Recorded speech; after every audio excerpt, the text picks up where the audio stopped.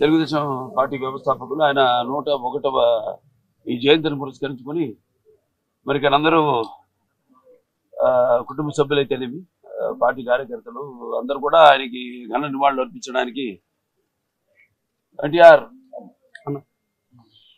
ఒక ఒక శక్తి. ఆయన ఎన్నో సందర్భాల్లో చెప్పడం జరిగింది. ఎన్టీఆర్ అంటే కేవలం నందమూరి తారక రామారావు మాత్రమే కాదు, అంటే ఎన్నట్టు నటనాలయం, ఆయన ఇల్లు ఒక నటనాలయం, అందులో ఆయన ఒక నటరాజు నరసింహుడు. టీ అంటే తారామండలంలో తారక ధ్రువ తారకుడు, ఆర్ అంటే రాజర్షి రారాజు, రాజకీయ దురంధర యుగంధరుడు, రమణీయ రమ్య కమనీయ సౌమ్య గుణధాముడు అని. అలాగే ఆయన మొత్తం మొదటి నుంచి కూడా చూస్తే ఆయన జీవిత ప్రస్థానం ఒక మామూలు రైతు కుటుంబంలో పుట్టి, అలాగే ముందు అవకాశం వచ్చినా కూడా కాదు అని ముందు చదువుకే ప్రాధాన్యత ఇచ్చి ఆయన చదువు పూర్తి చేసుకున్నాక మరి చలనచిత్ర ప్రవేశంలోకి అడుగు పెట్టడం జరిగింది.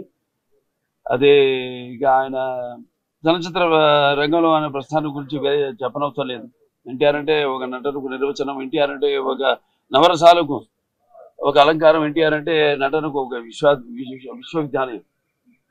తర్వాత ఆయన ఈ రాజకీయ రంగ చలనచిత్ర పరిశ్రమలో మకుటలేని మహారాజుగా ఉన్నప్పుడే ఆయన ఈ చలనచిత్ర పరిశ్రమ నుంచి నిష్క్రమించి రాజకీయ రంగ ప్రస్థానం చేయడం జరిగింది.